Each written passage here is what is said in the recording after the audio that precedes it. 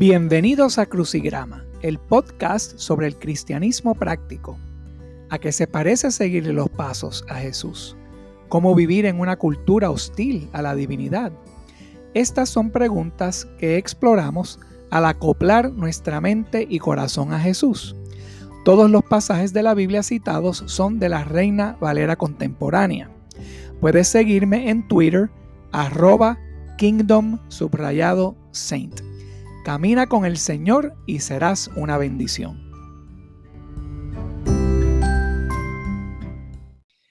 Muy buenas tardes, hermanos. Bienvenidos a esta segunda clase del trabajo del Espíritu Santo hoy día.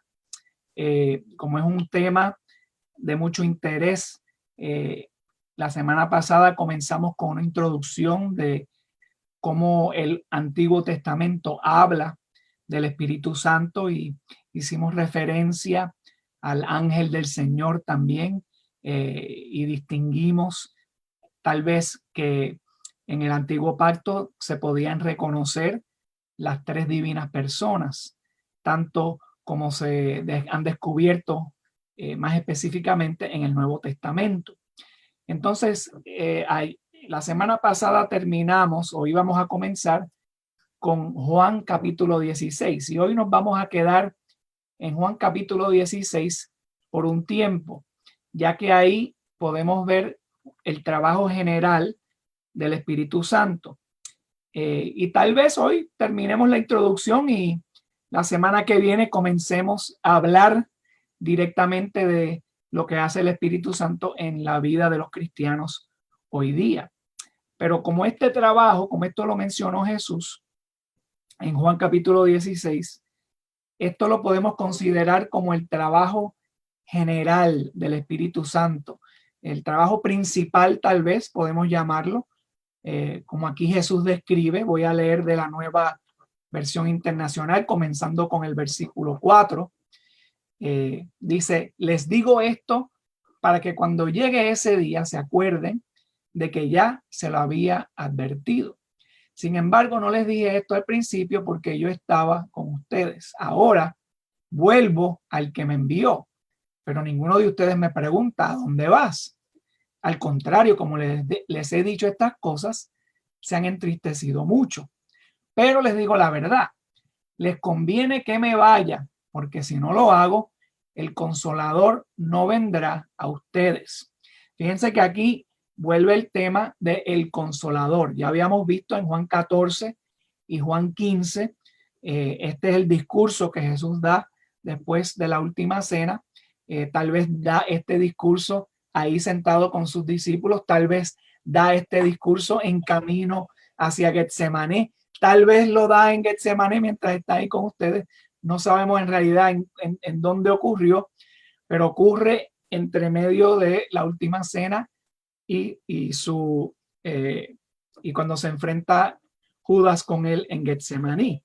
Y aquí en este discurso él revela muchas cosas, inclusive los mismos discípulos le comentaron a Jesús: oye Jesús, ahora no nos estás hablando en parábolas, pero nos estás hablando claramente. Entonces en estos 3 capítulos vemos que Jesús les habla claramente sobre muchas cosas, en particular sobre el Espíritu Santo, sobre el Consolador, a quien él llama el Consolador. Y aquí en el versículo 6 de Juan 16, él les dice: mira, les conviene a ustedes que me vaya, que regrese al Padre, porque si no lo hago, el Consolador no vendrá. Entonces entendemos que Jesús tuvo que resucitar y tuvo que regresar, ascender al Padre para él enviar el Consolador. Entonces en el versículo 8 al 11 se detalla el trabajo que va a hacer el Consolador una vez venga a la tierra.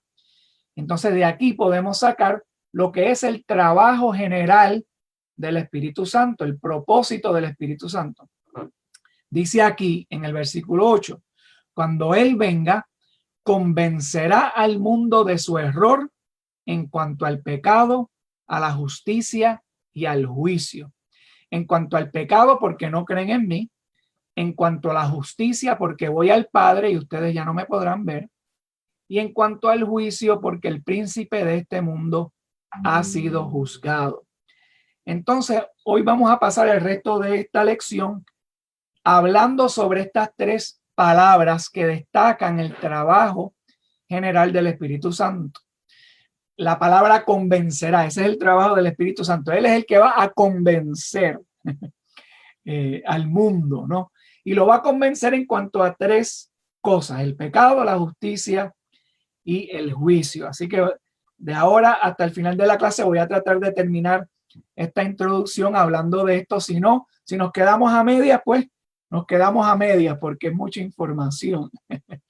Pero noten primero que Jesús se tuvo que ir para poder enviar al Espíritu de la verdad. Eso es lo que podemos discernir aquí. La obra de redención de Jesús estaba casi terminada para este momento en que el Espíritu se iba a derramar sobre todos los hombres. Dios siempre tiene en mente hacer lo mejor para su pueblo, y la muerte, el entierro y la resurrección de Jesús tuvo que ocurrir. Ese era el plan de Dios para proveer el perdón de los pecados, para que entonces el Consolador, el Espíritu, se pudiese derramar y comenzar ese trabajo de convencer al mundo. Entonces podemos decir que la llegada del Espíritu Santo, cuando se derrama el Espíritu Santo en el día de Pentecostés, ese fue una de las pruebas principales de que sí, Jesús no solo había resucitado, sino que también había ascendido al Padre. Entonces veamos esta frase aquí en Juan 16:8, una frase muy importante. Cuando Él venga, cuando el Espíritu Santo venga, convencerá al mundo de su error en cuanto al pecado, la justicia y el juicio.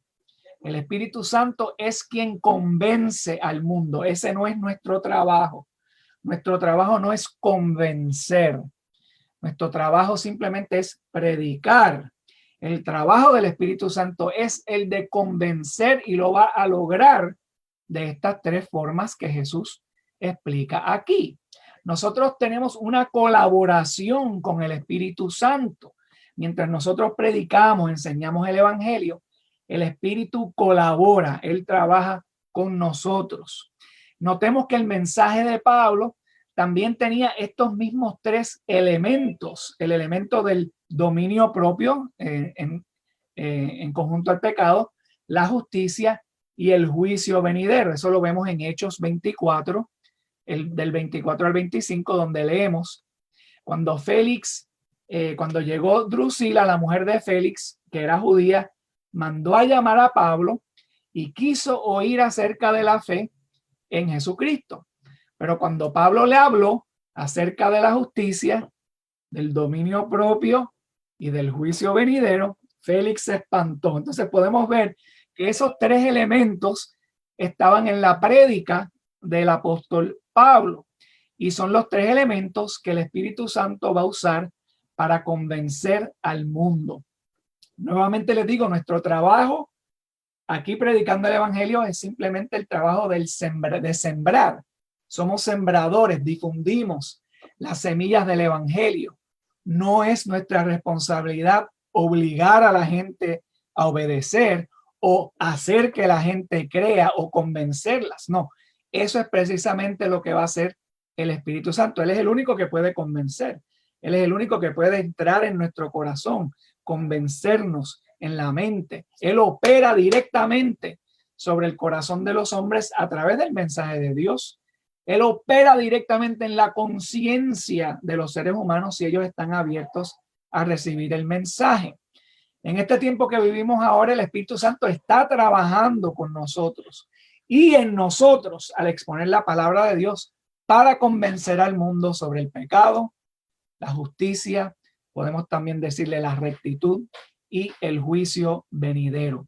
Examinemos esa palabra convencer que Jesús utiliza aquí en el versículo 8 de Juan 16. Él dice, cuando Él venga, cuando el Espíritu Santo venga, vendrá a convencer o convencerá al mundo. Esa palabra convencer viene del griego elexei, que la encontramos también en 2 de Timoteo capítulo 4 versículo 2, y a veces se traduce como reprender, como llevar a prueba o mostrar lo que es verdad. Y esto sugiere que el mundo pues es ignorante en cuanto al pecado. Ellos no saben. Y por eso el Espíritu Santo tiene que venir haciendo ese trabajo de convencer al mundo en cuanto a esos tres elementos. La cuestión de que si el mundo recibirá o no la verdad no se trata aquí en este texto. El Espíritu simplemente convencerá al mundo al presenciar la verdad de toda la creación, pero cada hombre, a través del ejercicio de su propia voluntad, determinará su propio destino por su reacción a la verdad, ya sea recibiéndola o rehusándola. La amplitud de estos términos, de estos tres elementos, el pecado, la justicia y el juicio, es ilimitada. Aquí están los dos fundamentos de la condición espiritual del hombre y las dos opciones o alternativas abiertas a él. El Espíritu nos convence del pecado, revelando el patrimonio de perdición de la esclavitud del hombre al pecado, mostrando la incapacidad del hombre para lograr cualquier sanación de su condición o por medio de sus propios esfuerzos. El Espíritu también convence en cuanto a la justicia o la rectitud, porque él revela el misterio de cómo un hombre puede adquirir una justicia que no es la suya, porque la adquirimos de Cristo. Cristo es el que nos da su justicia, disponible para todos los que lo reciben y para todos los que obedecen el evangelio. Y así cuando obedecemos el evangelio es que somos incluidos en Cristo, identificados con Cristo. El pecado, la justicia, el juicio. Con estas tres palabras podemos asociar tres nombres propios correlacionados. Pecado, Adán. Adán, porque Adán, a través de Adán fue que vino el pecado al mundo. Justicia, Jesús, porque por medio de Cristo, por medio de Jesús, vino la justicia. Él deshizo el pecado de Adán. Y juicio, la última palabra, podemos asociar el nombre de Satanás, porque él es el príncipe del mundo, como indica Jesús aquí, el príncipe del mundo que ya ha sido juzgado. Sobre Satanás y sus secuaces caerá la pena del juicio final. Como observó Westcott, el mundo, actuando a través de sus representantes, había acusado a Cristo como pecador, como vemos en Juan 9:24. Sus líderes confiaban que ellos eran justos y estaban a punto de dictar la sentencia contra el príncipe de vida, Jesús. Lo sentenciaron como malhechor en una cruz. Y este es el punto, el triple error que ahora el Espíritu Santo va a cambiar, va a revelar, va a reprender al mundo para probar que el fruto que ellos comieron es fatal y tienen que poner su confianza completa en Cristo. Así que examinemos ahora, por el resto de la lección, estas tres palabras, estos tres elementos que el Espíritu va a usar para convencer al mundo: el pecado, la justicia y el juicio. Muy importante entender este trabajo del Espíritu para que cuando nosotros prediquemos la palabra, hagamos una colaboración con el Espíritu, ya que estos tres elementos son los que él va a usar para convencer al mundo. Leemos en el versículo 9 de Juan 16. En cuanto al pecado, porque no creen en mí. Eso fue lo que Jesús dijo, que va a convencer al mundo en cuanto al pecado. El mundo no cree en Jesús, no cree que Jesús es el Salvador, no cree que necesitamos que nuestros pecados sean absueltos. El mundo no cree que tiene pecado, el mundo cree que ya es justo o se justifican a través de sus propios pensamientos o obras. Entonces, por eso el Espíritu necesita convencer al mundo en cuanto al pecado, ya que no creen en Cristo. ¿Y el pecado? ¿Qué tiene que ver el pecado? Pues el pecado tiene que ver con la falta de fe. Solo cuando realmente creemos que Jesús es el Cristo, el enviado, el Mesías, podemos entender que nos quedamos cortos de la gracia de Dios, que todavía tenemos la ira de Dios sobre nosotros porque somos pecadores. El Espíritu de Dios declarará culpable a los que no han creído a Jesús y a los que no han obedecido el mensaje del Evangelio, como leemos en 2 de Tesalonicenses, capítulo 1, versículo 8. El no creer en Jesús, el rechazar a Jesús como nuestro Señor, como Salvador, el no obedecer el Evangelio, ese es el pecado imperdonable contra el Espíritu Santo del cual Jesús habla en Mateo 12, 31 y 32. O sea que el que no cree en Jesús es condenado por su pecado, no está convencido. El entendimiento sobre el pecado se revela en la falta de nuestro control propio. Y Jesús nos ha dado una salida a ese dilema. No solo nos ha concedido el perdón de pecados, pero también nos ha dado una manera de librarnos del poder del pecado a través del Espíritu Santo en nosotros. Jesús nos facilitó la paga del pecado. Nosotros no tuvimos que morir. Nosotros estábamos condenados a morir sin Jesús, condenados por el pecado.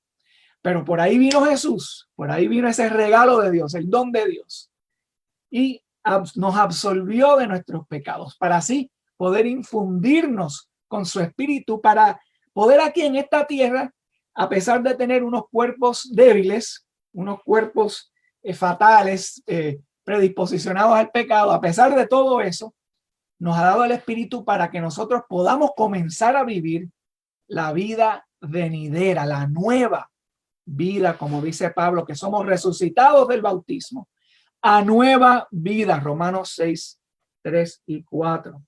Y este mismo espíritu que nos quiere dar Jesús es quien dará vida a este cuerpo mortal en el día de la resurrección de los muertos, como dice Romanos 8, 11. Entonces nuestra fe, nuestra esperanza, nuestro amor son demostrados ¿cómo? Pues por el control propio que vamos a practicar, porque entendemos, el Espíritu nos ha convencido del pecado. Nos ha convencido del pecado. ¿Por qué? Porque Jesús tuvo que morir una muerte muy cruel, una muerte física. Y ni siquiera sabemos nosotros el costo espiritual. Tal vez podemos percibir el costo físico, tal vez, pero lo que no podemos percibir fue ese costo espiritual que sufrió. Sin fe, entonces, el Espíritu no puede trabajar en ti, no puede enseñarte lo malo que es el pecado. Sin fe, seguimos siendo víctimas del pecado. Y por eso el Espíritu viene a convencer al mundo de su error en cuanto al pecado, porque no han creído en Jesús. Vamos a la próxima, el versículo 10. Ahora en cuanto a justicia, Jesús dice que el Espíritu convencerá al mundo de su error en cuanto a la justicia, y la razón que él da es porque voy al Padre y ustedes ya no podrán verme. Algunas de estas razones, ¿verdad?, que nos da Jesús, cuando las leemos, no se entienden muy bien. Hay que profundizar un poco más para ver, bueno, ¿y qué quiso decir él dándonos esa razón? Porque me voy al Padre y ustedes ya no podrán verme. ¿Qué tiene que ver eso con la justicia, con convencer al mundo de su error en cuanto a la justicia? Bueno, por aquí podemos hacer referencia a Mateo 6:33, porque en Mateo 6:33 Jesús nos dice buscar primeramente su reino y su justicia. ¿Por qué? Bueno, porque ya sabemos que no tenemos justicia propia. Ya aprendimos cuando el Espíritu nos convenció acerca del pecado. Somos pecadores, nuestra justicia no es suficiente, necesitamos la justicia de Jesús. Necesitamos una justicia perfecta, necesitamos ser justificados por otro, por un ser perfecto, porque no lo somos nosotros. Entonces, por eso buscamos primeramente el reino de Dios y primeramente la justicia de Jesús. Solamente a través de eso podemos entonces quedar convencidos de la justicia. ¿Qué vino a hacer Jesús? Bueno, Jesús dice que él vino a completar, a cumplir con la ley de Dios, con el antiguo pacto. O sea, Jesús vino a hacer lo que nadie pudo hacer lo perfecto, hacer lo correcto. Es la meta de Jesús. Jesús es el único que puede hacernos justos ante el Padre. Él vino del cielo, trajo las palabras del Padre, fue el único que regresó al cielo, como dice Juan 3:13. Y Jesús demostró que es el unigénito del Padre al haber sido resucitado de entre los muertos, como nos dice Pablo en Romanos 1:4. Jesús es nuestro sumo sacerdote y vive ahora para interceder por nosotros ante el trono de su Padre Celestial, como nos dice Hebreos 9:11-14 y el versículo 24 también. Él es el Cordero de Dios que quita el pecado del mundo, como dijo Juan el Bautizador en Juan 1:29. La ira de Dios permanece en los que rechazan el santo de Dios, nos dice Juan 3:36. El Espíritu te declara culpable de iniquidad cuando tratas de salvarte por tus propias obras, porque crees que tienes alguna justicia propia. Si lo es así, no entiendes el error que estás cometiendo y por eso el Espíritu tiene que convencerte de ese error en cuanto a la justicia, que necesitas una justicia divina, una justicia perfecta y no puedes ignorar al que te la puede dar, quien es Jesús mismo. La paz y la unidad que busca el Padre solo puede encontrarse en la obediencia a su palabra. La paz que nosotros creemos tener o que creemos practicar a veces lo que hace es trastornar la verdad. La paz de Dios es a través de la gracia, de la verdad. Por eso nuestra lealtad tiene que ser únicamente a Jesús. Jesús está ahora, vive ahora delante del Padre y solo podemos ir al Padre a través de Jesús, a través de una justicia que nos la consiguió Jesús en conformidad a nuestra obediencia a Jesús. Tenemos que ser personas penitentes, tenemos que ser personas que buscan del reino de Dios, busca de su justicia porque entendemos que no tenemos una justicia en absoluto.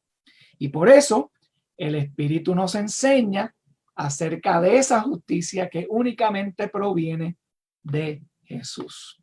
La rectitud de Jesús, la justicia de Jesús, fue mostrada por sus acciones de amor, no solamente por lo que dijo, porque dijo muchas cosas correctas, sí, hizo muchas cosas correctas, pero la prueba final, la prueba más grande, fue el amor que Jesús nos mostró en la cruz para nosotros y así, como dice la Biblia en Gálatas 2:16 y Gálatas 3:11 y Hebreos 10:38, solo los justos por la fe terminarán con Jesús por siempre. Entonces, últimamente, en el versículo 11, leemos sobre el tercer elemento que el Espíritu usa para convencer al mundo. Dice Jesús aquí que el Espíritu convencerá al mundo de su error en cuanto al juicio, porque el príncipe de este mundo ya ha sido juzgado. El juicio espera al desobediente. El Espíritu condenará, declarará culpable a los que han permanecido bajo la ira de Dios. Y su juicio, debido al pecado, debido a la iniquidad, por no haber recibido al Hijo de Dios como único Salvador, por negarse a morir al pecado, pues esos terminarán en condena como el príncipe de este mundo.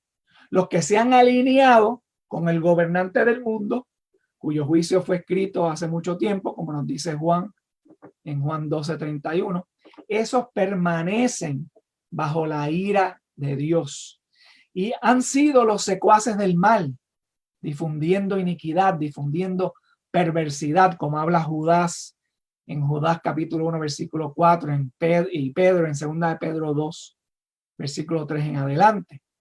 Y ese juicio viene simplemente por la desobediencia. Noten que de estos tres elementos, este último elemento, el juicio, es un elemento que llega si los otros dos han sido negados.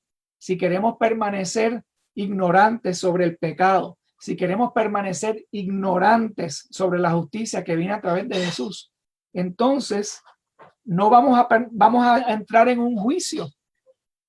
Vamos a enfrentar ese juicio sin estar preparados con la justicia de Dios, porque ese juicio viene por medio de la desobediencia. Y esa desobediencia muestra que no entendemos el pecado, no entendemos la justicia que necesitamos a través de Jesús, trivializamos o despreciamos la ofrenda que Jesús hizo en la cruz, no la entendemos o no la queremos entender. Pero si creemos que Jesús es el Señor, entonces procuramos hacer la voluntad del Padre. Entonces, por eso la palabra buscar, cuando buscamos primeramente el reino de Dios y su justicia, es una palabra clave. Necesitamos buscar, necesitamos perseguir ese reino, esa justicia. Necesitamos el control propio para inclinar nuestro corazón hacia el Padre, no hacia nosotros, no hacia los demás hombres. También tenemos que ser humildes para continuar recibiendo enseñanzas de Jesús, permaneciendo en ellas. Fíjense que el Calvario fue concebido por los enemigos de Cristo. El Calvario fue como un intento de juzgar al Hijo de Dios, pero Dios lo tornó y lo convirtió en el juicio de sus enemigos, particularmente de Satanás, el príncipe de este mundo. La cruz hirió a Jesús, sí, pero magulló la cabeza de Satanás, como leemos en Génesis 3:15, el protoevangelio que se declaró allí. La muerte, el entierro, la resurrección de Cristo condenaron los juicios y las justificaciones de los hombres. Hombres inicuos que vivían vidas en conforme a su voluntad, en conforme al príncipe de este mundo, contemplaron en Cristo el rechazo por Dios Todopoderoso de sus principios de juicio. Y el camino de Cristo fue declarado por su resurrección como el camino correcto. Y ahora el Espíritu de Dios, desde el momento de Pentecostés hasta el día de hoy, hasta el día que Jesús regrese, continúa convenciendo al mundo en cuanto a estos tres elementos, especialmente el juicio. Va a venir un juicio. No podemos dejar de mencionar el juicio en nuestra prédica. Tenemos que hablar sobre el pecado, sí, hablando como el pecado es lo que nos trae condena. No podemos entender las buenas nuevas hasta que entendamos cuáles son las malas noticias. Y las malas noticias es que estamos condenados por nuestros pecados.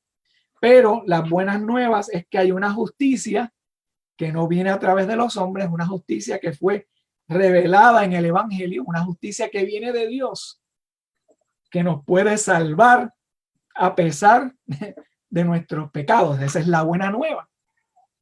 Y si no aceptamos eso, ahí es donde viene el tercer elemento, el juicio. Pues viene un juicio y el juicio va a venir, y los que no hemos obedecido al Evangelio, la ira de Dios permanece sobre nosotros. Entonces vemos que el Espíritu nos enseña que nos merecemos el juicio del pecado. Nosotros, si no obtenemos esa justicia de parte de Cristo, no hay ninguna otra cosa que nos pueda salvar. Pero como nos dice Pedro en 2 de Pedro 2:4, Dios nos trató diferente. Dios hizo una excepción para nosotros, porque no son los ángeles a quien Jesús vino a salvar, sino a nosotros. Entonces no es por nuestra justicia, sino por la justicia de Cristo a través de su Espíritu, que tenemos esa oportunidad de obedecer el evangelio. Bien, entonces leemos aquí, seguimos leyendo del 12 en adelante. Vamos a leer Juan capítulo 16, 12 al 16. Dice él aquí, cuando, 12, si muchas cosas me quedan aún por decirles, dice Jesús, que por ahora no podrían soportar. Pero cuando venga el Espíritu de la verdad, Él los guiará a toda la verdad, porque no hablará por su propia cuenta, sino que dirá solo lo que oiga y les anunciará las cosas por venir. Él me glorificará porque tomará de lo mío y se lo dará a conocer a ustedes. Todo cuanto tiene el Padre es mío, por eso les dije que el Espíritu tomará de lo mío y se lo dará a conocer a ustedes. Ahí en el versículo 15 vemos las tres personas, ¿no? de la deidad, el Padre, el Hijo, el Espíritu Santo. Vemos la relación entre ellos. El Padre se lo ha dado todo a Jesús, le ha dado autoridad a Jesús. Solo uno que tiene autoridad se la puede dar a otro. Y aquí vemos que Jesús entonces le da, el Espíritu toma de lo que es de Jesús y nos los dará a conocer a nosotros. O sea que Jesús le ha dado esa autoridad al Espíritu y por eso es Jesús quien dice que yo les enviaré mi Espíritu y Él les dará a conocer de lo mío. Entonces, pues aquí vemos en el versículo 13, donde dice que el Espíritu Santo nos guiará a toda verdad. Tenemos que tener cuidado cómo interpretamos este pasaje, porque como les había dicho en la primera clase, hubo un trabajo del Espíritu Santo en ese primer siglo de darle a conocer a los discípulos cosas que Jesús todavía no les había dado a conocer. Jesús les había enseñado a sus discípulos muchas cosas, pero como vemos aquí en el versículo 12, aún quedaba cosas que Jesús les tenía que enseñar, pero ellos no la podían soportar. Casi no podían soportar ni lo que Jesús les había dicho hasta ese día. No podían entender muchas de las cosas que Jesús les había dicho hasta que el Espíritu vino a acordarles y ayudarles a discernir todas esas cosas. Y por eso él dice aquí, el Espíritu los guiará en toda verdad. O sea que habían cosas que ellos no sabían, cosas sobre la iglesia, enseñanzas, que pues las tenemos ahora reveladas en la palabra de Dios, en el Nuevo Testamento, en las epístolas de los apóstoles, gracias a Dios. Y también el Espíritu les iba a recordar las cosas que Jesús les había dado.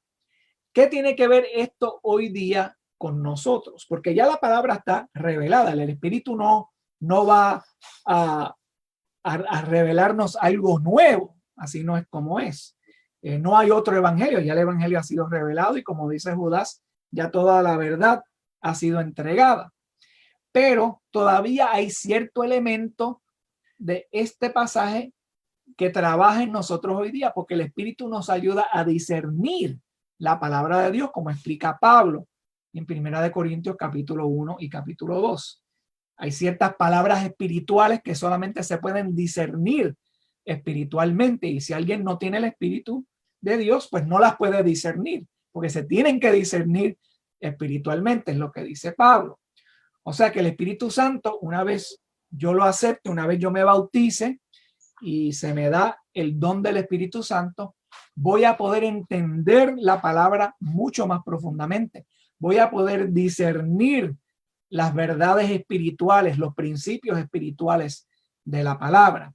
Pero lo que estaba diciendo Jesús aquí en este instante, en Juan 16, es como el Espíritu los iba a guiar a toda verdad, que incluye pues ellos escribiendo las epístolas que iban a escribir para difundir las enseñanzas que Jesús quería que toda la iglesia conociera en esos momentos. Romanos 8 también habla de cómo el Espíritu trabaja en nosotros.